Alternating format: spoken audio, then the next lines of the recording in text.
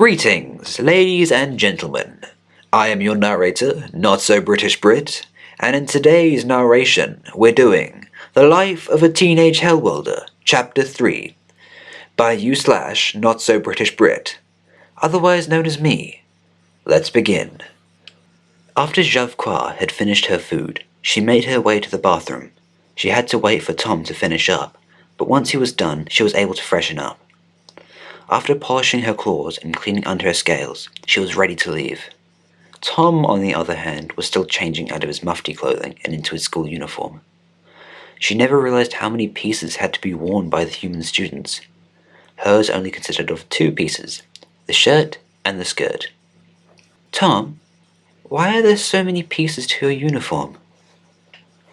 Tom was confused for a second, but realized pretty quickly. "I was given this to wear by my home government. It's usually worn by private school students." As Tom was talking, he was putting on the rest of his uniform. He finished by straightening his blazer. "Okay, ready." Tom and Javqua made their way out of the dorms and towards the history class. On their way, Tom noticed a large insectoid creature holding a camera. It was reminiscent of a 7 to 8 foot tall ant. As they got closer to their destination, it was obviously following them, thinking its natural camouflage would be enough to hide from his senses. Not only was it badly hidden, but he could hear it every single time it took a step. Tom decided he would ignore it and tell Javqua later. He walked up to the door of the classroom and swiped his student ID over the scanner to allow him and Javqua access. This feature was added after the galactic government found out about humans' tendency for pranks. But they should know better than to think that a cheap security system would stop humans from finding a way to prank fellow sentients. The door slid open, and they walked inside, and took their chosen seats, again, with Tom sitting to the right of Javqua. The teacher, Mr. Hackett, who was another member of the Magistra. As far as Tom could tell, all the staff at the Institution of Learning were Magistra. It did make sense as it was their homeworld, but still a little unexpected for Tom. Once Mr. Hackett made his way in front of the classroom, he raised his claw to notify the class that the lesson was beginning.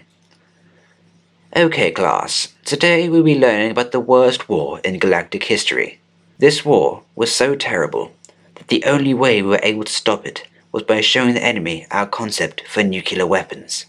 The class had grim expressions. Even Javqua's expression was grim. Tom, on the other hand, was staring at the teacher with a blank stare. His brain still trying to comprehend how a species could surrender just by showing them a concept for something as tame as a nuke. Hell, we had black hole bombs powerful enough to destroy entire systems. A nuke was just pitiful in comparison. And they hadn't even actually made it. Mr. Hackett seemed to have noticed his blank stare. "Tom, what's wrong? Is this too much for you? If you'd like, you can leave until this section of the class is over. I don't want to frighten you too much." Mr. Hackett's voice was sincere. He definitely cared for a student's mental health. "How many died in this war?" Tom asked quizzically. Mr. Hackett thought for a moment.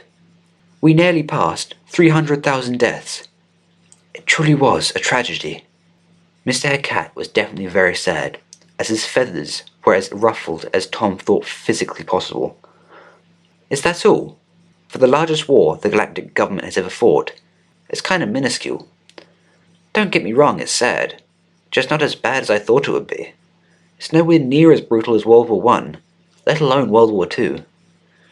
It was now Mr. Hackett's turn to blankly stare at Tom, just for the opposite reasons. How many died in those wars?" Mr. Hackett was most definitely disturbed by Tom's words. Tom thought to himself for a moment, trying to remember the estimates. Well, in the First World War, approximately 40 million people died. The Second World War had about 70 million deaths worldwide, give or take a couple 100,000. At least half the class had fainted, and the other half was close to it. Yet Mr. Hackett persisted. You said worldwide. Who in your home world could you afford to inflict such large levels of death?" Mr. Hackett was now visibly shaking. "We kinda fought ourselves." That was the final thing Mr. Hackett heard before fainting. Tom was now sitting in a room full of unconscious sentients. Worried for his peers, Tom called the office to explain the situation. Of course they didn't believe him, but after explaining how, the school got the entirety of the school nurses over in record time. Well, that's the end of this narration. I hope you enjoyed, and have a lovely day.